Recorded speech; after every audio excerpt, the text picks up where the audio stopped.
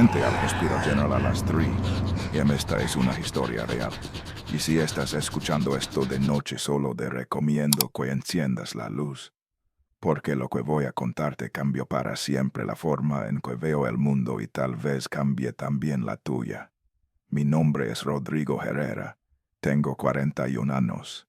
Durante 12 años conduje el Metrobús de la Línea 1 en Ciudad de México, la ruta que atraviesa la avenida Insurgentes de norte a sur. 12 años sentado en una cabina aislada viendo pasar a 22 millones de personas a través del cristal. Creía que ya había visto todo lo que esta ciudad podía ofrecer. Los accidentes de tránsito que dejaban los cuerpos retorcidos sobre el asfalto caliente. Las peleas a medianoche entre pasajeros ebrios que terminaban con sangre salpicada en los asientos de plástico. Los partos de emergencia donde mujeres gritaban mientras yo aceleraba hacia el hospital más cercano. Las persecuciones de carteristas que corrían entre los vagones mientras los pasajeros les gritaban insultos. Pensé que después de una década manejando transporte público en la megalópolis más grande de América Latina nada podría sorprenderme. Estaba equivocado, completamente equivocado, y el precio que pagué por mi curiosidad fue perderme a mí mismo. Pero antes de contarte sobre la noche en que los dejaron de solo mirarme, la noche en que empezaron a seguirme, necesitas entender cómo comenzó todo. Desde una noche aparentemente normal, desde una parada de autobús aparentemente normal, y desde 3 figuras que yo creía que eran normales. Para comprender esta historia primero tienes que entender que es el Metrobús. No es el metro subterráneo. No es un autobús común. El Metrobús es un sistema de transporte único, vehículos articulados de 18 metros de largo que circulan por carriles exclusivos completamente separados del tráfico en el centro de las avenidas más grandes de la ciudad. Ningún automóvil puede entrar en esos carriles. Nadie puede cruzarlos caminando sin usar los puentes peatonales. Es como un mundo paralelo que conjunto a la ciudad pero completamente aislado de ella. La cabina del conductor está diseñada para el aislamiento total. Tiene su propia puerta de acceso separada de las puertas de pasajeros, su propio sistema de ventilación, su propia cerradura de seguridad.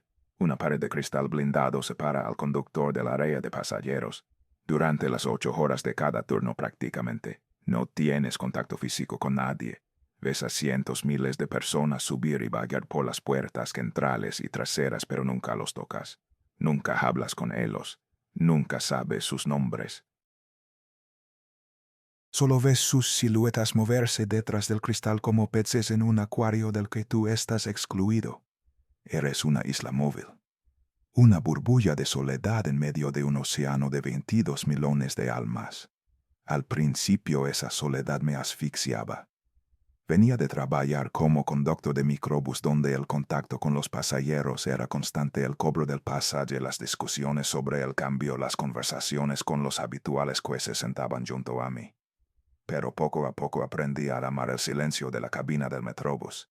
Se convirtió en mi refugio. Afuera estaba el caos, el ruido ensordecedor de los claxones, el humo negro de los camiones de carga, el olor a tacos de canasta mezclado con el escape de los automóviles, los gritos de los vendedores ambulantes ofreciendo chicles y cigarros sueltos. Adentro de mi cabina solo existía el zumbido suave del motor eléctrico, el susurro del aire acondicionado y el latido constante de mi propio corazón. Yo prefería los turnos de noche. La mayoría de los conductores los evitaban, empezaban a las 10 de la noche y terminaban a las 6 de la mañana. El bono nocturno era 20% más alto que el salario base y yo necesitaba cada peso. Mi madre estaba en tratamiento de quimioterapia por un cáncer de pulmón y cada sesión costaba más de 20,000 pesos. Mi hija Valentina necesitaba pagar su colegiatura. Mi esposa Carmen había dejado de trabajar para cuidar a mi madre. Sin el bono nocturno no habríamos sobrevivido, pero había otra razón por la que prefería la noche, una razón que nunca le confesé a nadie. Me gustaba la quietud. Después de la medianoche la ciudad se transformaba. La avenida Insurgentes, que durante el día era un río furioso de automóviles y peatones, se convertía en un arroyo silencioso. Las oficinas apagaban sus luces. Las tiendas vallaban sus cortinas metálicas. Los vendedores ambulantes desaparecían con sus carritos. Y el metrobús se convertía en un fantasma que recorría una ciudad dormida. De las 2 a las 5 de la madrugada la frecuencia de los viajes se reducía a 1 cada 15 minutos. A veces recorría 5 o 6 estaciones seguidas sin que nadie subiera o bajara. La cabina vacía, el vagón de pasajeros vacío. Solo yo oí el ronroneo del motor eléctrico atravesando la oscuridad. En esas horas el silencio era tan profundo que podía escuchar el zumbido de mis propios oídos. El tipo de silencio que dejase empezar a oír cosas que no existen, o cosas que existen pero que no deberían poder escucharse. La línea 1 tiene 27 estaciones. Me las sabía de memoria como una oración repetida miles de veces: Indios Verdes, Potrero, La Raza, Buena Vista, Reforma, Insurgentes, Hamburgo, Sonora, Campeones, Ciudad de los Deportes y así hasta El Caminero en el extremo sur. Pero había una estación que nunca pude olvidar sin importar cuánto lo intentara: la estación Hospital General.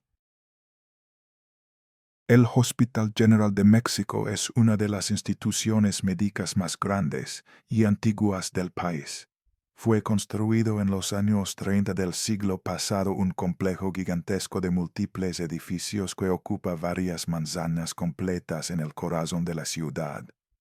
Su entrada principal da directamente a la avenida Insurgentes y la estación del Metrobús está a menos de 30 metros de las puertas del área de urgencias. Durante el día el Hospital General es un monumento a la vida. Las ambulancias entran y salen constantemente con sus sirenas aulando. Los doctores y enfermeras caminan apresurados entre los edificios vestidos con sus uniformes azules y blancos. Los familiares de los pacientes se sientan en las banquetas comiendo tortas de tamal, bebiendo refrescos, esperando noticias de sus seres queridos. Hay niños corriendo entre las piernas de los adultos. Hay ancianas vendiendo flores de cempasúchil para los que van a visitar a los enfermos graves. Hay guardias de seguridad gordos gritándoles a los automovilistas que se estacionan en lugares prohibidos. Es ruidoso, es caótico, es desordenado, está vivo. Pero después de las 2 de la madrugada el Hospital General se transforma en algo completamente diferente. El área exterior se vuelve desierta. Las tiendas cercanas tienen sus cortinas metálicas cerradas. Los puestos de comida han desaparecido. El tráfico es tan escaso que puedes escuchar el clic de los semáforos cambiando de color. Solo queda la luz amarillenta de las lámparas de urgencias proyectando un resplandor enfermizo sobre el pavimento y las sombras de los edificios altos cayendo sobre la avenida como dedos gigantes que intentan agarrar algo. El aire ahí tiene un olor diferente. Sé que esto suena extraño, pero es la verdad. Cada vez que mi metrobús se acercaba a la estación Hospital General durante la madrugada yo podía olerlo. A través del sistema de ventilación celado, a través del cristal blindado, a través de las puertas cerradas. Un olor que no era el desinfectante de los hospitales. No era el formaldehído de los laboratorios. No era el cloro de los pisos recién trapeados. Era el olor de la espera. El olor de las cosas que están aguardando a que alguien las vea. Si alguna vez has trabajado en el turno nocturno en un lugar asociado con la muerte, un hospital, una morgue, un cementerio, entenderás de lo que estoy hablando. Hay lugares donde la frontera entre los mundos es más delgada de lo normal, donde las reglas que conocemos durante el día dejan de aplicarse cuando el sol se pone. El Hospital General de México es uno de esos lugares. Durante mis primeras semanas en el turno nocturno solo sentía una incomodidad vagar al pasar por esa estación. Una sensación de inquietud como si alguien me estuviera observando desde algún lugar en la oscuridad. Pero lo ignoré. Cansancio, falta de sueño, imaginación. Me repetía esas palabras como un mantra protector cada vez que el escalofrío recorría mi espalda. Hasta la noche del 17 de marzo. Recuerdo cada detalle de esa noche como si estuviera grabado en mi cerebro con ácido. El reloj digital del tablero marcaba las 3:07 de la madrugada. Era martes. Había una neblina ligera sobre la ciudad, algo raro en Ciudad de México debido a la altura y el clima seco. La neblina formaba halos difusos alrededor de los postes de luz haciendo que todo pareciera una pintura a medio borrar. No había ningún pasajero en el Metrobús. La cabina estaba en completo silencio, solo el zumbido grave del motor eléctrico y el sonido de mi propia respiración. Llevaba 4 horas de turno y no había intercambiado una sola palabra con nadie. Cuando me aproximé a la estación Hospital General comencé a reducir la velocidad como siempre. Las luces rojas del interior de la cabina diseñadas para no deslumbrar la visión nocturna del conductor se reflejaban en el parabrisas creando una capa de color rojizo sobre todo lo que veía afuera. Fue entonces cuando los vi por primera vez.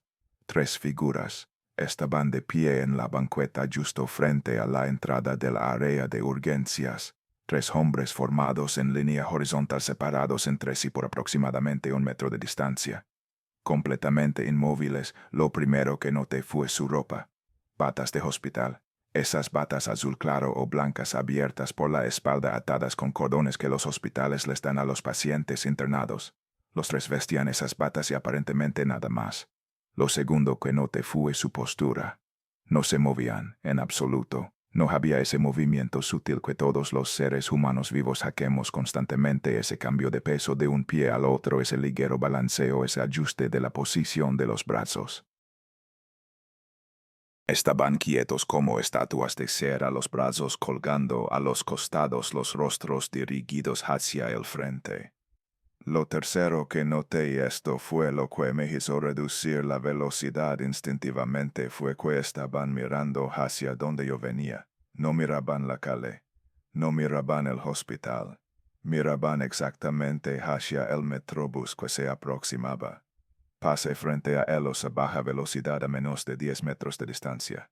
La luz de los faros delanteros iluminó sus rostros durante varios segundos. 3 hombres de edades variadas entre 30 y 60 años aproximadamente. Piel pálida bajo la luz amarillenta de los postes. Ojos completamente abiertos sin parpadear. Bocas ligeramente entreabiertas. Y sus miradas no tenían ese brillo que tienen los ojos de las personas vivas. Eran opacas como si miraran a través de mí hacia algo que estaba más allá. Me detuve en la estación según el protocolo.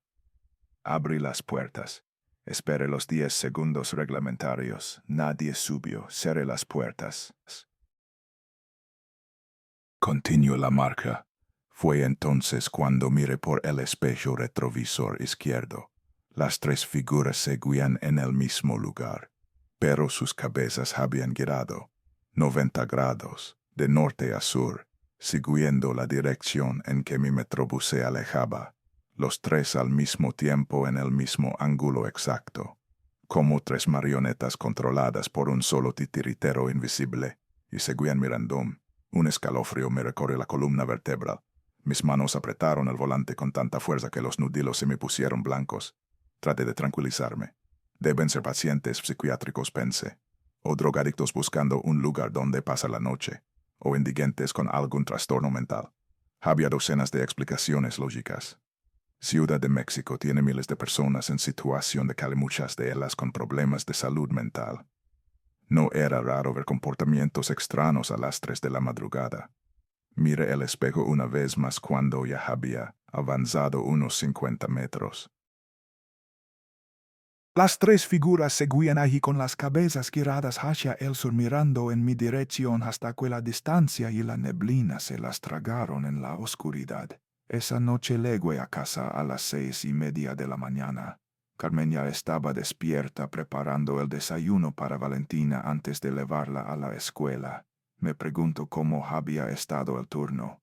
Le dije que tranquilo, no mencioné nada sobre las figuras. Intenté dormir. El sueño no llegó. Cada vez que cerraba los ojos veía esos 3 rostros pálidos bajo la luz amarillenta, esas 3 cabezas girando al unísono.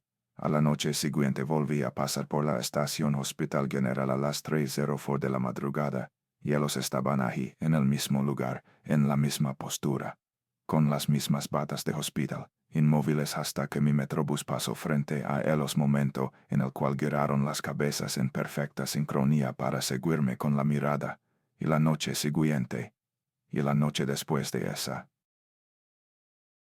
Y cada noche durante las siguientes 2 semanas, intenté convencerme de que era coincidencia, que era el mismo grupo de personas sin hogar que había encontrado ese lugar como refugio nocturno, que sus movimientos sincronizados eran producto de mi imaginación de la fatiga del estrés de los turnos nocturnos.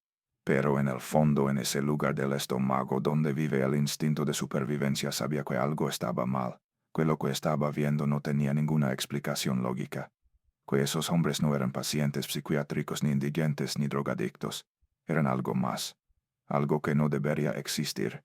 2 semanas después de la primera aparición, un compañero conductor llamado Miguel me interceptó en el vestidor después de entregar la unidad. Miguel tenía más de 15 años trabajando el turno nocturno en la línea 1. Era un hombre calado de rostro curtido por las noches sin sueño que raramente hablaba con nadie más de lo estrictamente necesario. Esa madrugada, sin embargo, se acercó a mí con una expresión que nunca le había visto. Una mezcla de preocupación y miedo. «¿Ya los viste?» ¿Verdad?, me susurró mirando hacia los lados para asegurarse de que nadie más pudiera escucharnos. Los de las batas de hospital frente al Hospital General. No responda. Mi silencio fue respuesta suficiente. Miguel exhaló lentamente. «Todos los que trabajamos la nocturna en la línea 1 los hemos visto», dijo su voz apenas audible. «Nadie habla de ello porque si lo reportamos oficialmente nos mandarían a evaluación psicológica. Nos quitarían la licencia. Perderíamos el trabajo, así que todos fingimos que no pasa nada. ¿Quiénes son?», pregunté. Miguel negó con la cabeza. «No sé quiénes son. Nadie lo sabe. Pero hay una regla que todos seguimos. Una regla que me enseñaron cuando empecé a ver cosas en este trabajo. Se acercó más tanto que pude oler el café rancio en su aliento. Nunca los cuentes. Y nunca jamás mires en el espejo mientras los estás contando, porque si los cuentas, ellos saben que los viste. Y si miras en el espejo mientras cuentas, ellos sabrán exactamente quién eres. Antes de que pudiera preguntarle más, Miguel ya se había dado la vuelta y caminaba hacia la salida, los hombros encorvados bajo un peso invisible. No seguí su consejo. Esa fue la peor decisión de mi vida. 3 semanas después de mi primer avistamiento ya no podía fingir normalidad. Ellos aparecían cada noche, sin falta, y comencé a notar detalles que en las primeras ocasiones me habían pasado desapercibidos. Lo primero que descubrí fue el patrón temporal. Las figuras solo se manifestaban dentro de una ventana de tiempo extremadamente específica desde las 2:55 hasta las 3:15 de la madrugada. Exactamente 20 minutos. Si mi metrobús pasaba por la estación a las 2:50, la banqueta estaba vacía. Si regresaba a las 3:30, no quedaba rastro de ellos. Pero durante esos 20 minutos siempre invariablemente estaban allí. Lo segundo fue la cantidad. El número de figuras no era constante, pero tampoco era aleatorio. Nunca había menos de 3. Durante las primeras semanas el máximo que conté fueron 7. El número parecía fluctuar siguiendo algún tipo de ciclo. Lo tercero fue el comportamiento. El patrón se repetía con precisión mecánica cada noche. Permanecían absolutamente inmóviles hasta que mi vehículo entraba en su campo de visión. Entonces sus cabezas giraban al unísono para seguir mi trayectoria. El movimiento era fluido, uniforme, sincronizado al milímetro. Lo cuarto fue que sus rostros se volvían más nítidos con cada noche que pasaba. En los primeros encuentros solo había podido distinguir rasgos generales, pero a medida que las semanas avanzaban, como si el acto de observarlos repetidamente disolviera algún tipo de velo entre nosotros, comencé a ver con claridad aterradora los detalles específicos de cada uno. Uno de ellos tenía una cicatriz que corría desde la sien izquierda hasta la barbilla. Era una línea de sutura quirúrgica con las marcas todavía visibles de los puntos, cosida con hilo negro grueso. Otro tenía la cuenca del hoyo izquierdo vacía, no cerrada sino completamente hueca. Un agujero negro donde debería haber habido un globo ocular. Un tercero tenía la mitad inferior del rostro deformada, colapsada hacia adentro como si le hubieran removido quirúrgicamente la mandíbula. Esos no eran rostros de personas enfermas.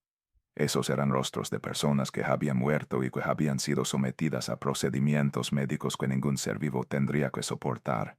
Compré una libreta pequeña y comencé a registrar todo hora exacta número de figuras, posiciones relativas cualquier detalle nuevo.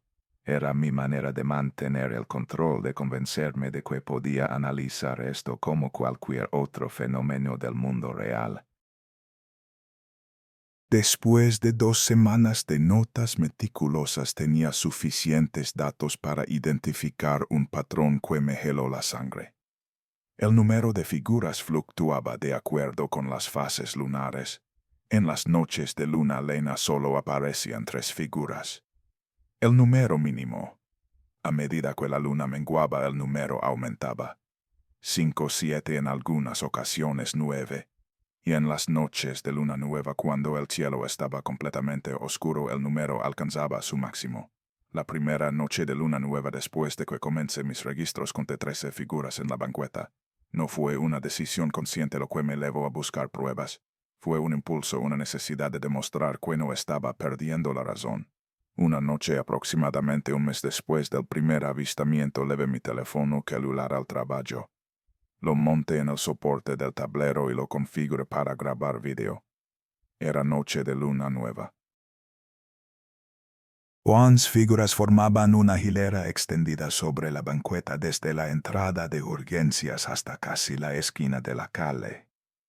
Cuando llegué a la base después de terminar mi turno, reproduje el video en la pantalla del teléfono. La grabación mostraba claramente las 11 figuras en la banqueta. La calidad no era perfecta, pero era suficiente para distinguirlas, para contarlas. Pero había algo más en el video. En el reflejo del parabrisas, esa capa de imagen fantasma que se forma cuando las luces rojas del interior se proyectan sobre el cristal, había más figuras de las que había contado en la banqueta. Pausé el video, amplié la imagen. 23 figuras en el reflejo. 11 de pie frente al hospital, visibles a simple vista, y 12 más detrás de ellas paradas en la oscuridad profunda más allá del alcance de las luces de la calle, invisibles para mis ojos pero capturadas en el reflejo del cristal. Busqué los videos anteriores que había grabado. Los reproduje uno por uno. Pause. Amplié. Conté. Y encontré la fórmula. El número de figuras en el reflejo seguía una ecuación matemática precisa, las visibles multiplicadas por 2 más una adicional. 3 figuras visibles equivalían a 7 en el reflejo. 5 visibles equivalían a 11 en el reflejo. 11 visibles equivalían a 23 en el reflejo. La fórmula se cumplía con exactitud matemática en cada una de las grabaciones. La existencia de un patrón tan preciso me aterrorizó más que cualquier otra cosa, porque significaba que fuera lo que fuera, aquello no era aleatorio, operaba según reglas, tenía un sistema, tenía un propósito. Mostré las grabaciones a 3 compañeros de confianza, Alejandro, Roberto y Luis. Los 3 confirmaron que podían ver las figuras en la banqueta, pero fue Alejandro quien notó algo que yo había pasado por alto. Rodrigo dijo señalando la pantalla: «Mira tu reflejo en el parabrisas. Mira tu propia cara». Amplié esa sección del video. Mi rostro aparecía reflejado en el cristal. Estaba pálido con una expresión de miedo evidente, pero detrás de mi reflejo había más figuras. Docenas de ellas, siluetas paradas en la oscuridad del interior de la cabina detrás de donde yo estaba sentado. Figuras que no existían en el espacio físico real porque yo estaba solo en esa cabina, pero que aparecían claramente en el reflejo. Y todas estaban mirando hacia la cámara, mirándome a mí. Necesitaba más información. Decidí ir directamente a la fuente. Un martes por la tarde, durante mi día de descanso, fui al Hospital General. Me tomó casi una hora encontrar a la persona que buscaba. El jefe de seguridad del turno nocturno, un hombre de unos 50 años llamado Don Héctor, que llevaba más de 20 años trabajando allí. Cuando le pedí hablar en privado sobre actividades inusuales en el exterior del edificio durante las madrugadas, su expresión cambió instantáneamente. «No aquí», dijo en voz baja. «Hay una cafetería a 2 cuadras. Nos vemos allí en 15 minutos. La cafetería era un local pequeño con mesas de formica. Don Héctor ya estaba sentado en una esquina alejada cuando Legue pidió 2 cafés negros y esperó hasta que la mesera se alejó. Usted es conductor del Metrobús Dillo y ha visto a los de las batas frente al hospital. Asentí. Don Héctor suspiró profundamente. Nosotros los llamamos los pendientes, los que esperan. Le van allí más tiempo del que cualquiera puede recordar. Todos los que trabajamos la noche en este hospital los hemos visto. Guardias, enfermeras, camileros, incluso algunos doctores. Pero nadie habla de él oficialmente. Que son pregunte, ¿de dónde vienen? Don Héctor negó con la cabeza. No sé qué son exactamente. Nadie lo sabe. Algunos dicen que son almas de pacientes que murieron en circunstancias traumáticas. Otros hablan de experimentos médicos que salieron mal hace décadas. Hay quienes creen que son algo mucho más antiguo, algo que estaba aquí antes de que se construyera el hospital. Hizo una pausa para beber su café. Lo que sí sé después de 20 años de observaciones que siguen ciertas reglas. Siempre aparecen en el mismo horario entre las 3:05 y las 3:15 de la madrugada. El número varía, pero nunca hay menos de 3. Siempre son hombres. Siempre visten batas de hospital. Y siempre miran hacia los vehículos que pasan. ¿Ha intentado alguien acercarse a él? Os pregunté. La expresión de don Héctor se ensombreció. Algunos de los guardias más jóvenes lo han intentado. Pero cada vez que alguien se acerca a menos de 5 metros de distancia, las figuras simplemente desaparecen. No se van caminando. Solo dejan de estar allí. Se inclinó hacia adelante. Pero eso no es lo peor. Los guardias que han intentado acercarse empiezan a verlos en otros lugares. En los pasillos del hospital. En el estacionamiento subterráneo. En el reflejo de las ventanas de sus propias casas. Como si al mostrar interés hubieran atraído la atención de esas cosas hacia ellos. ¿Y qué les pasó a esos guardias? Todos renunciaron. Algunos en cuestión de semanas. Otros aguantaron meses. Pero eventualmente todos se fueron. Le pregunté si había alguna forma de detener esto. Hay una regla no escrita entre los que trabajamos aquí de noche, dijo. No mires, no cuentes, no investigues. Si pasas por allí y los ves, mantén la vista al frente y sigue adelante. Ellos no dejarán nada mientras no les prestes atención. Pero si los cuentas continuos y miras en el espejo para ver lo que el ojo normal no puede ver, les envías una señal. Les dices que los reconoces. Y cuando ellos saben que tú los ves, que insistí. ¿Qué pasa cuando saben que los veo? Ellos empiezan a verte a ti. Un escalofrío recorrió mi columna. Usted ya los contó, ¿verdad? Preguntó don Héctor. Ya miró en el espejo mientras los contaba. No responde. Mi silencio fue suficiente. Don Héctor asintió lentamente. Entonces ya es tarde para usted. Ellos ya saben quiénes, ya tienen su rastro. Se levantó, dejó unos billetes sobre la mesa y me dio una última mirada antes de dirigirse a la puerta. Si empieza a verse diferente en el espejo, si su reflejo empieza a mostrar cosas que su cuerpo real no tiene, entonces el proceso ya ha comenzado, y cuando eso pasa no hay manera de detenerlo. Esa noche volví al trabajo, no tenía opción. Los gastos médicos de mi madre no iban a pagarse solos. Cuando mi metrobús se aproximó a la estación Hospital General a las 3:02, sentí un terror completamente nuevo apoderarse de mi cuerpo. Ellos estaban allí. 15 figuras esa noche alineadas en la banqueta bajo la luz amarillenta. Me obliga a mantener la vista fija en el camino, no mirar hacia los lados, no mirar el espejo retrovisor. Pero mis ojos se desviaron hacia el espejo como si una fuerza los controlara. 31. 31 figuras en el reflejo de parabrisas. Y esta vez las figuras ocultas eran más nítidas que nunca. Podía ver sus rostros con una claridad aterradora. Rostros marcados por cicatrices quirúrgicas. Rostros con orificios donde deberían haber estado los ojos. Pero lo peor no fueron los rostros.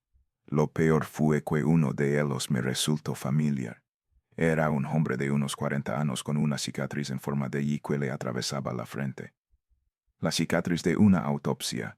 Lo reconocí porque había visto su fotografía en el pasillo de la central de conductores, en la sección de empleados fallecidos. un hombre llamado Esteban que había trabajado el turno nocturno de la línea 1 hasta su muerte en 2005. Esteban estaba parado entre las figuras del reflejo, vestido con una bata de hospital. Sus ojos que en la fotografía habían sido cálidos y sonrientes ahora estaban vacíos, y me estaba mirando directamente. Pero lo más perturbador fue que Esteban estaba sonriendo.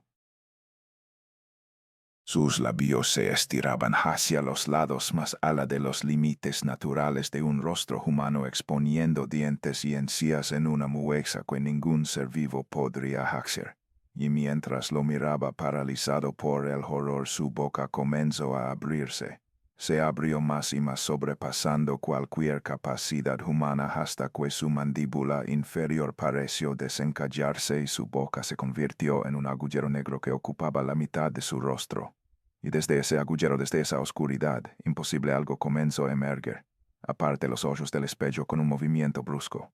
Mi corazón latía tan fuerte que podía sentirlo en las sienes. No volví a mirar el espejo hasta que estuve a más de 1 kilómetro de distancia del Hospital General. Esa noche, cuando llego a casa al amanecer, no intenté dormir. Me senté en la sala con todas las luces encendidas y esperé a que saliera el sol. Durante los siguientes días traté de seguir los consejos de don Héctor, mantener la vista al frente. No mirar a los lados, no mirar el espejo, pero ellos no me dejaban ignorarlos. Cada noche estaban más cerca del borde del carril confinado. La primera noche después de mi conversación con don Héctor estaban en el borde de la banqueta. La segunda noche uno tenía un pie sobre el pavimento de la calle. La tercera noche dos habían bajado completamente de la banqueta. Estaban acercándose. La cuarta noche 3 de las figuras estaban paradas dentro del carril del metrobús. Tuve que reducir la velocidad para no atropellarlas. La quinta noche después de mi encuentro con don Héctor algo cambió. Cuando mi metrobús se aproximó a la estación Hospital General no vi a las figuras en la banqueta. Tampoco estaban en el borde del carril. Por un momento fugaz sentí algo parecido a la esperanza. Entonces los vi. Estaban parados en el centro del carril bloqueando completamente mi camino. 3 figuras a menos de 20 metros de distancia. Y por primera vez en meses de apariciones uno de ellos hizo algo diferente a girar la cabeza. Levantó el brazo y me hizo una señal para que me acercara. Pisé el freno con toda la fuerza de mi pierna. El metrobús chirrió sobre los rieles del carril confinado. El vehículo se detuvo a menos de 10 metros de las 3 figuras que bloqueaban mi camino. Por primera vez las tenía directamente frente a mí, completamente iluminadas por los faros delanteros. No había sombras que ocultaran sus detalles. No había distancia que difuminara sus rasgos. El hombre del que entró, el que había levantado el brazo, era el más alto. Su piel tenía un tono grisáceo que no era el de una persona enferma. Era el gris de la carne que ya no recibe circulación sanguínea. Sobre su frente corría una cicatriz larga, la incisión de una craneotomía. Los puntos de sutura todavía eran visibles, negros y gruesos. Su bata de hospital tenía manchas de color marrón rojizo concentradas en el área del pecho y el abdomen. Sangre seca, y sus labios estaban curvados hacia arriba en algo que pretendía ser una sonrisa, pero que era anatómicamente imposible. Los otros 2 flanqueaban al primero. Uno carecía de ojo izquierdo, la cuenca vacía absorbía la luz en lugar de reflejarla. El otro tenía la mandíbula inferior hundida, dejando la boca como una cavidad deforme. Mi mano temblorosa buscó el radio de comunicación. Aquí con Dr. Herrera, unidad 2471. Tengo una obstrucción en el carril frente a la estación Hospital General. Solicito apoyo inmediato. La respuesta llegó después de unos segundos de estática. Herrera, aquí central. Las cámaras de la estación Hospital General muestran el carril despejado. Puede describir la naturaleza de la obstrucción. Mire a través del parabrisas. Las 3 figuras seguían exactamente donde estaban, el del centro con el brazo todavía extendido hacia mí. Son 3 personas, paradas en medio del carril. Visten batas de hospital, no se mueven. Un silencio prolongado. Herrera, estoy revisando el feed en vivo de la cámara. El carril está completamente vacío. ¿Está usted seguro de lo que está reportando? Los veo. Están justo frente a mí. A menos de 10 metros. Otro silencio. Luego voy a enviar una patrulla de seguridad vial a su ubicación. Tiempo estimado delegada 4 minutos. Por favor, permanezca en su vehículo. 4 minutos. Una eternidad. Las 3 figuras permanecieron inmóviles durante los primeros 30 segundos. Luego comenzaron a moverse. No caminaban. Se deslizaban como si sus pies no tocaran realmente el suelo, sino que flotaran a milímetros de él. Se acercaban al Metrobús con una lentitud deliberada. 5 metros de distancia. Podía ver ahora los detalles que la distancia anterior había ocultado. Las uñas de sus manos eran demasiado largas, curvadas hacia adentro como garras. La piel de sus brazos tenía un patrón de venas oscuras casi negras. 3 metros. El olor llegó a través del sistema de ventilación. El olor de la carne en descomposición mezclado con formaldehído. 1 metro. Se detuvieron justo frente al parabrisas. 3 rostros a centímetros del cristal. 3 pares de ojos mirándome fijamente. 3 bocas abiertas en esas muecas que exponían demasiados dientes. El del centro levantó su mano y la colocó sobre el cristal del parabrisas. Y golpeó, toc, toc, toc, 3 golpes lentos espaciados resonando dentro de la cabina con una claridad que no debería haber sido posible a través del cristal blindado. Entonces inclinó la cabeza. Su cuello se dobló en un ángulo de casi 90 grados como si los huesos que deberían haber limitado ese movimiento simplemente no existieran. Su boca se movió. No hubo sonido, pero pude ver claramente el movimiento de sus labios formando sílabas. Rodrigo, mi nombre. Un grito escapó de mi garganta. Las luces de la patrulla de seguridad aparecieron en mi espejo retrovisor, rojas y azules parpadeando en la oscuridad. En el instante exacto en que el haz de las linternas de los oficiales iluminó el área frente a mi Metrobús, las 3 figuras desaparecieron. No se fueron. Simplemente dejaron de existir como si alguien hubiera borrado su imagen de la realidad. Los 2 oficiales de seguridad vial se acercaron a mi ventanilla. Les expliqué frenéticamente lo que había visto. Revisaron el área alrededor del vehículo con sus linternas. No encontraron nada.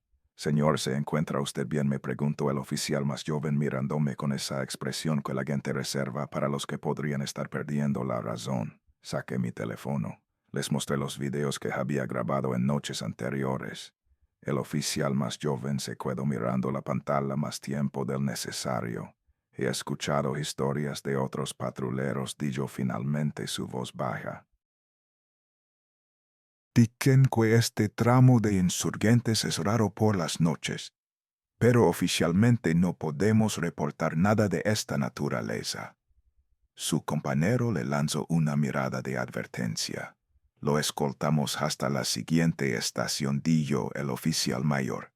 Usted no está en condiciones de seguir conduciendo esta noche. No discutí. No le dije a nadie lo que había notado en el último segundo antes de que las figuras desaparecieran. El hombre del centro había articulado una última palabra con sus labios. Pronto, al final de esas 2 semanas de terror creciente, llegó la noche de luna nueva. Me negué a conducir, me diciendo que estaba enfermo. Pero el terror vino a buscarme de todas formas. A las 3:07 de la madrugada el sonido de golpes me despertó. No venían de la puerta principal. Venían de la ventana de mi habitación. Estábamos en el 4º piso. No me atreví a mirar. Me quedé inmóvil en la cama con los ojos cerrados y las sábanas sobre la cabeza. Los golpes continuaron durante exactamente 18 minutos. Lo sé porque conté cada segundo en mi mente. A las 3:25 los golpes cesaron. Cuando finalmente me atreví a mirar hacia la ventana al amanecer, encontré marcas en el cristal exterior, huellas de manos, docenas de ellas superpuestas impresas en alguna sustancia oscura. Cuando Carmen despertó 1 hora después, las marcas habían desaparecido. La semana siguiente al incidente en el carril, los avistamientos se multiplicaron. Ya no solo aparecían frente al Hospital General, los vi en 3 estaciones diferentes a lo largo de la ruta. Su territorio se expandía. Luego aparecieron dentro del vagón de pasajeros. Fue a las 3:08 de la madrugada. Acababa de salir de la estación Insurgentes a más de 1 kilómetro de Hospital General. Miré por costumbre al monitor que mostraba el interior del vagón. Había alguien adentro. Una figura solitaria parada en el centro del vagón vestida con una bata de hospital. No había subido por ninguna puerta. Las puertas no se habían abierto desde la última estación. Simplemente estaba ahí y estaba mirando directamente hacia la cámara. Frené bruscamente. Tomé el radio para reportar un pasajero no autorizado, pero antes de que pudiera hablar la figura en el monitor se movió. Caminó hacia la cámara. Su rostro llenó la pantalla. Era uno de los que había visto frente al hospital, el de la cuenca vacía del hoyo. Golpeó el cristal de la cámara desde el interior del vagón. La imagen se distorsionó. Líneas de estática cruzaron la pantalla, y cuando la imagen se estabilizó 3 segundos después, el vagón estaba vacío otra vez. A partir de esa noche dejé de mirar el monitor de pasajeros, pero ellos encontraron otras formas de recordarme su presencia. Los espejos de mi casa empezaron a mostrar cosas que no estaban ahí. Sombras en las esquinas de las habitaciones. Figuras paradas detrás de mí que desaparecían cuando me daba vuelta. Carmen empezó a notar los cambios. Me preguntaba por qué había tapado todos los espejos de la casa con sábanas. ¿Por qué me negaba a usar el baño después de la medianoche? ¿Por qué dormía con todas las luces encendidas? Le dije que era estrés laboral. Ella no me creyó, pero no insistió. La segunda noche de luna nueva, luego 2 semanas después del incidente donde me bloquearon el carril, sabía que esa noche sería diferente. Me preparé mentalmente lo mejor que pude. Levé una botella pequeña de tequila en el bolsillo interior de mi chaqueta. A las 3:01 de la madrugada mi metrobús se aproximó a la estación Hospital General. Lo que vi me hizo detenerme por completo en medio del carril. No era una línea de figuras, era una multitud. Estaban por todas partes, en la banqueta, en el carril, frente a la entrada de urgencias, bajo los árboles, detrás de los automóviles estacionados. Debían ser más de 30, quizás 40, y todos estaban mirando hacia mi metrobús. Intenté dar reversa. Mis manos temblaban tanto que apenas podía coordinar los movimientos. Pero antes de que pudiera completar la maniobra comenzaron a moverse. Convergieron hacia el vehículo desde todas direcciones. En segundos el metrobús estaba completamente rodeado. Las figuras se apretaron contra los cristales. Docenas de rostros deformados mutilados marcados por cicatrices quirúrgicas. Docenas de manos golpeando los cristales de parabrisas, las ventanilas, las puertas. El sonido era ensordecedor. Cada impacto resonaba dentro de la cabina como si estuvieran golpeando directamente contra mi cráneo. Y entonces comenzaron a hablar, no con sonidos que mis oídos pudieran escuchar. Era un murmullo que brotaba desde algún lugar dentro de mi propia cabeza. Rodrigo, Rodrigo, Rodrigo. Docenas de voces diciendo mi nombre al unísono. Cerré los ojos. Me tapé los oídos con las manos, aunque sabía que no serviría de nada. Comienza a cantar la canción que mi madre me cantaba cuando era niño. Arroro, mi niño, arroro, mi sol. Las lágrimas corrían por mis mejillas. No me importó. Seguí cantando con los ojos cerrados. No sé cuánto tiempo pasó. Cuando el silencio finalmente luego fue tan repentino que me sobresaltó. Abrí los ojos. El metrobús estaba solo en medio del carril. La noche a mi alrededor estaba vacía, silenciosa, pero algo había quedado atrás. En el parabrisas, cubriendo casi toda la superficie del cristal, había juelas de manos, docenas de juelas superpuestas unas sobre otras, y el color de esas juelas era rojo oscuro, el rojo de la sangre que ha comenzado a secarse. Arranqué el metrobús y conduje sin detenerme hasta la base. Cuando entregué el vehículo al equipo de mantenimiento, las juelas de sangre habían desaparecido del parabrisas. Los cambios en mi cuerpo comenzaron al día siguiente. Al principio fueron sutiles. Mi piel se veía más pálida de lo normal.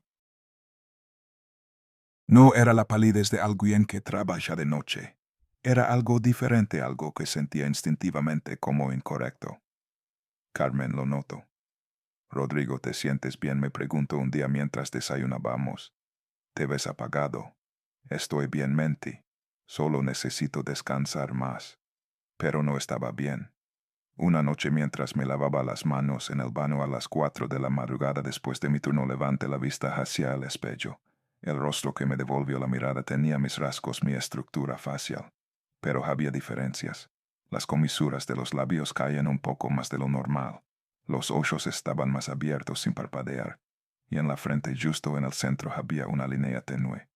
Una línea que no existía en mi frente real cuando la toqué con los dedos. La línea de una cicatriz. La línea de una incisión quirúrgica. Di un paso atrás. Mi reflejo no se movió. Se quedó exactamente donde estaba mirándome con esos ojos que eran míos pero que al mismo tiempo pertenecían a algo completamente ajeno. Entonces el reflejo hizo esa mueca que ya había visto docenas de veces, los labios estirándose más ala de lo posible. Y luego inclinó la cabeza en ese ángulo antinatural. Estrellé mi puño contra el espejo. El cristal se hizo añicos. Los fragmentos cayeron al lavabo y al piso, algunos manchados con la sangre que brotaba de mis nudilos. No me importó. Seguí golpeando el marco vacío donde había estado el espejo, golpeando hasta que Carmen entró corriendo al baño y me encontró de rodillas en el suelo rodeado de vidrios rotos llorando. Me abrazó. Me preguntó qué había pasado. Le dije que me había resbalado. No me creyó, pero no insistió. Esa misma mañana tomé sábanas de la alacena y cubrí cada superficie reflectante de la casa. Espejos, ventanas, la pantalla del televisor, incluso el cristal del horno. No iba a darles más oportunidades de mostrarme lo que me estaba pasando, pero ya era demasiado tarde para esconderme. Presenté mi renuncia al día siguiente. El supervisor me miró con sorpresa cuando le entregué la carta. 12 años de servicio impecable y de repente quería irme.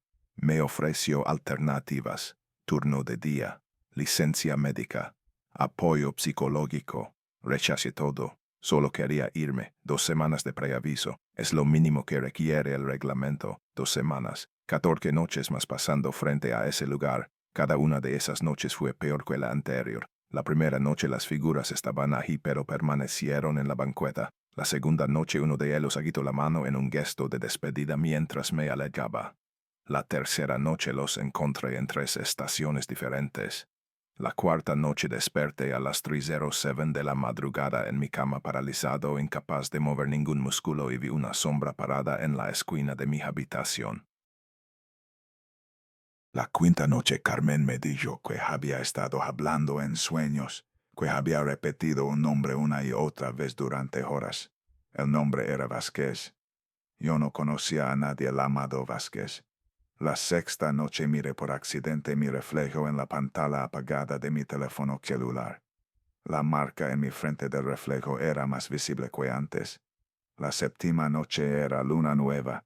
Me negué a conducir, diciendo que estaba enfermo. A las 3:07 de la madrugada el sonido de golpes me despertó. Venían de la ventana de mi habitación. Estábamos en el 4º piso. Los golpes continuaron durante exactamente 18 minutos. A las 3:25 los golpes cesaron. Cuando finalmente me atreví a mirar hacia la ventana al amanecer encontré marcas en el cristal exterior. Huellas de manos, docenas de ellas. Cuando Carmen despertó 1 hora después, las marcas habían desaparecido. La última noche de mi empleo llegó finalmente. Subí al metrobús por última vez sabiendo que solo tenía que sobrevivir 8 horas más. Las primeras 4 horas transcurrieron sin incidentes. Después de la medianoche el flujo comenzó a disminuir. A las 2 de la madrugada conducía un vehículo fantasma a través de una ciudad dormida. La primera estación sin pasajeros fue Indios Verdes. La segunda fue Potrero. La tercera fue La Raza. En La Raza alguien subió al vagón de pasajeros. Lo vi en el monitor de seguridad. Una figura solitaria entrando por la puerta central. No había escuchado el sonido de la puerta abriéndose. Simplemente estaba allí de pie en el centro del vagón vacío mirando hacia la cámara. Vestía una bata de hospital. Aceleré. Salté la siguiente estación sin detenerme. Y la siguiente. En el monitor la figura no se movía. Solo permanecía de pie observando la cámara. En la estación Buenavista dos figuras más aparecieron en el monitor. No habían subido, simplemente se materializaron en el vagón. Acelere más. En la estación Reforma el número había aumentado a 7. En Hamburgo a 12. Cuando el metrobús se aproximó a la estación Hospital General dejé de mirar el monitor, pero no necesitaba ver el monitor para saber que algo había cambiado, porque podía escucharlos. Por primera vez no era un murmullo dentro de mi cabeza. Era un sonido real físico que atravesaba la pared que separaba la cabina del vagón de pasajeros. Un coro de susurros que se superponían unos sobre otros. Rodrigo, Rodrigo, Rodrigo. Mi nombre repetido una y otra vez por docenas de voces. El metrobús se detuvo automáticamente en la estación Hospital General. El sistema estaba programado para detenerse en cada estación durante un tiempo mínimo. 10 segundos. Eso era lo que el sistema requería antes de permitir continuar. Los susurros cesaron de golpe. El silencio que siguió fue peor que el ruido. Era un silencio expectante. Entonces escuché los golpes, no en los cristales exteriores.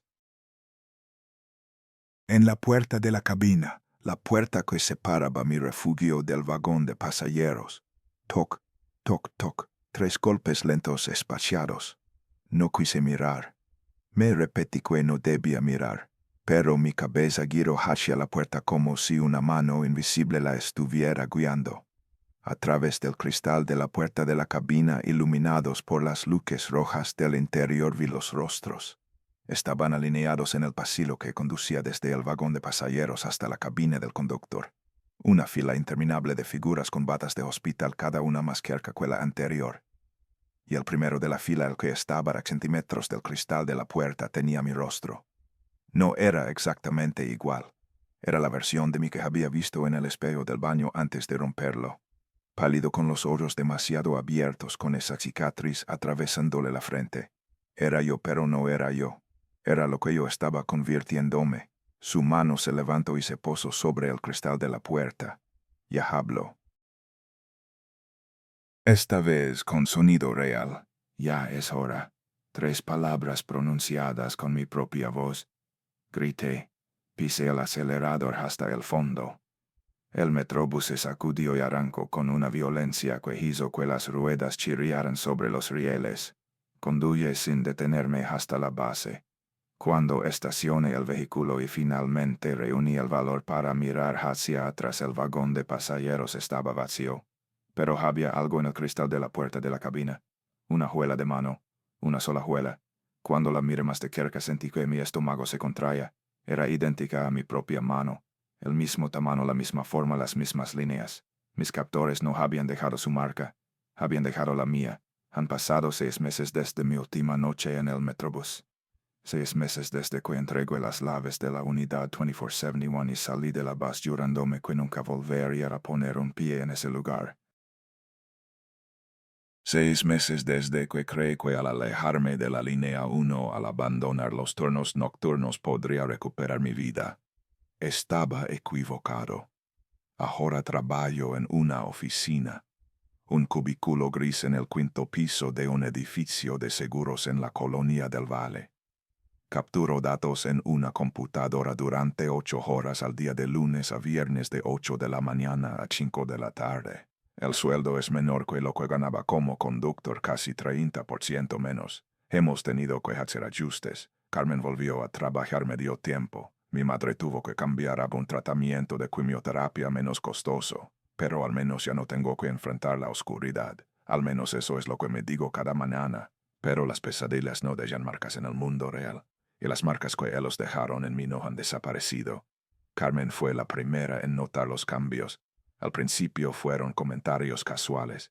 Me preguntaba si estaba durmiendo bien, si me sentía descansado. Luego los comentarios se volvieron más específicos. Una noche, aproximadamente un mes después de que dejé el metrobús, Carmen me despertó sacudiéndome el hombro. Eran las 4 de la madrugada. Me dijo que había estado gritando en sueños, repitiendo palabras que ella no podía entender en un idioma que no sonaba como español. 2 semanas después me confesó algo que había estado guardándose. Me dijo que durante las últimas noches había notado que yo dormía con los ojos parcialmente abiertos, lo suficiente para que ella pudiera ver el blanco de mis ojos brillando en la oscuridad. Yo no recordaba nada de eso, pero lo peor vino cuando Carmen me contó sobre los momentos en que me quedaba inmóvil. Sucedía cuando ella pensaba que yo no estaba prestando atención. Me encontraba de pie frente a una pared o sentado en el sofá mirando hacia la ventana completamente quieto sin parpadear durante minutos enteros. No tengo ningún recuerdo de esos episodios. Valentina, mi hija, dejó de abrazarme hace 3 meses. Cuando le pregunté por qué se quedó callada durante un momento largo, finalmente, con la honestidad brutal que solo los niños poseen, me dio su respuesta. «Porque estás frío, papá. Ya no se siente como antes. Es como abrazar una piedra». Le tomé la temperatura a mi cuerpo esa noche. 36.5 grados centígrados. Perfectamente normal. Pero cuando puse mi mano contra mi propia mejilla entendí lo que Valentina quería decir. Había algo diferente en mi piel. Era como si la vida dentro de mí se estuviera apagando gradualmente. Los espejos siguen cubiertos en toda la casa. Carmen dejó de preguntar por qué hace tiempo, pero hay superficies reflectantes que no puedo evitar. El cristal de una ventana, la pantalla apagada del televisor, el espejo retrovisor de un automóvil estacionado. Y cada vez que veo mi reflejo en una de esas superficies está un poco más cambiado que la vez anterior. La última vez que lo vi mi rostro en el reflejo tenía una segunda cara superpuesta sobre la mía translúcida como una máscara de humo que se fusionaba lentamente con mis rasgos. Era el rostro de uno de ellos con sus ojos hundidos y su boca que no terminaba donde debería terminar. Y hay noches en que el reflejo ya no imita mis movimientos. Se queda quieto mientras yo me alejo. Lo peor son las madrugadas. Hay noches, particularmente las noches de luna nueva, en que despierto exactamente a las 3:07 de la mañana. No necesito alarma. Simplemente abro los ojos completamente alerta, como si algo dentro de mí supiera que ese es el momento exacto en que debo estar despierto. Una noche de luna nueva me levanté de la cama y caminé hacia la ventana de mi habitación. Aparte la cortina apenas unos centímetros. Había una figura parada bajo el poste de luz frente a nuestro edificio. Vestía una bata de hospital. Estaba completamente inmóvil mirando directamente hacia mi ventana. Parpadeé, la figura desapareció, pero sé que estuvo allí, y sé que volverá. Las noches siguientes confirmaron mis sospechas. Ya no son solo apariciones en el Hospital General. Me han encontrado, saben dónde vivo, y cada luna nueva su número aumenta. La última vez que miré por la ventana a las 3:07 conté 5 figuras en la calle, todas vestidas con batas de hospital, todas mirando hacia mi ventana. Hace un mes recibí un mensaje a través de un antiguo compañero de trabajo. Alguien quería contactarme, un hombre llamado Arturo que había sido conductor de la línea 1 hasta hace 15 años. Nos encontramos en una cafetería lejos del centro de la ciudad. Arturo era un hombre de unos 60 años, delgado hasta el punto de parecer enfermo, con ojeras profundas. «Tienes la misma mirada que yo tenía cuando empezó todo», me dijo a modo de saludo. La mirada de alguien que ha visto demasiado. Arturo me contó su historia. Era casi idéntica a la mía. Los avistamientos frente al Hospital General, los patrones nocturnos, la escalada gradual, los reflejos que mostraban más de lo que los ojos podían ver, y finalmente la decisión de renunciar creyendo que alejarse del trabajo significaría alejarse del fenómeno. Llevan 15 años visitándome, dijo Arturo. Pensé que dejar el metrobús los detendría. Estaba equivocado. ¿Qué quieren?, pregunté. Arturo me miró directamente a los ojos. Su mirada estaba vacía de esperanza. No lo sé con exactitud, pero he desarrollado una teoría. Creo que son almas atrapadas, personas que murieron en ese hospital bajo circunstancias que no les permitieron seguir adelante. Y creo que buscan reemplazos para poder irse, para poder liberarse. Necesitan que alguien tome su lugar. Y una vez que te eligen, una vez que saben que puedes verlos, el proceso comienza. Es lento, gradual, pero es inevitable. ¿Hay alguna forma de detenerlo? Pregunté. Arturo negó con la cabeza. No que yo haya encontrado. Solo queda vivir con él el mayor tiempo posible y prepararse para lo que viene. Se levantó para irse. Antes de alejarse de la mesa me dio un último consejo. Cuando empieces a ver tu propio rostro entre ellos, cuando tu reflejo se convierta completamente en uno de ellos, sabrás que al final está cerca. A partir de ese momento pueden pasar semanas o meses, pero eventualmente una noche vendrán a buscarte. Y cuando lo hagan no habrá ningún lugar donde esconderse. Eso fue hace un mes. Y esta noche mientras grabo este testimonio en mi teléfono sé que el momento está llegando. Porque esta noche cuando vi mi reflejo en la pantalla apagada de mi computadora, el rostro que me devolvió la mirada ya no era el mío. Era el de ellos, completamente, sin ningún rastro de quien yo solía ser. Estoy contando esta historia no para entretener a nadie. La estoy contando porque puede ser la última vez que pueda hablar como una persona viva. Si trabajas en el turno nocturno en cualquier trabajo en cualquier ciudad y empiezas a ver cosas que otros no pueden ver, no investigues, no cuentes, no mires en los espejos, porque una vez que ellos saben que los ves, una vez que estableces ese contacto ya no hay vuelta atrás. Si vives en Ciudad de México, mantente alejado del Hospital General después de la medianoche. Evita la avenida Insurgentes entre las 2:55 y las 3:15 de la madrugada. Y si alguna vez te encuentras en esa zona a esas horas y ves figuras con batas de hospital paradas en la banqueta, no las mires. No reduzcas la velocidad. No intentes entender qué son. Solo sigue adelante. Y reza para que no te hayan visto. Porque los pendientes, los que esperan, no persiguen a sus presas. No necesitan hacerlo. Tienen toda la eternidad para esperar. Y tarde o temprano aquellos que han sido elegidos van hacia ellos. Puedo escuchar golpes ahora. En la ventana de mi habitación. Estamos en el cuarto piso. Son las 3:07 de la madrugada. Y cuando miro hacia la pantalla apagada de mi teléfono puedo ver el reflejo de mi habitación detrás de mí. Hay 23 figuras paradas en la oscuridad. Todas visten batas de hospital. Y una de ellas, la que está más cerca, extiende su mano hacia mi hombro. Puedo sentir el frío de sus dedos atravesando mi camisa. Puedo oírlo. El sonido de los golpes viene de detrás de ti. Esa fue mi historia. Una historia real. Y ahora quiero preguntarte algo. ¿Alguna vez has visto algo que no podías explicar durante un turno nocturno? ¿Alguna vez has sentido que alguien te observaba desde las sombras? ¿Alguna vez has mirado en un espejo a las 3 de la madrugada y has visto algo que no debería estar ahí? Cuéntamelo en los comentarios. Y si vives en Ciudad de México o en cualquier otra ciudad con hospitales viejos con historias oscuras con demasiadas muertes acumuladas en sus pasillos, ten cuidado. Porque los pendientes no solo existen frente al Hospital General, están en todas partes, y siempre están buscando a alguien nuevo, alguien que pueda verlos, alguien que pueda reemplazarlos. Ese alguien podría ser tú. Si esta historia no te dejara dormir esta noche, dale like y suscríbete. Porque la próxima semana voy a contarte sobre un lugar que es aún peor que el Hospital General. Un lugar donde incluso los pendientes tienen miedo de entrar. Nos vemos pronto, si es que todavía estoy aquí para contarlo.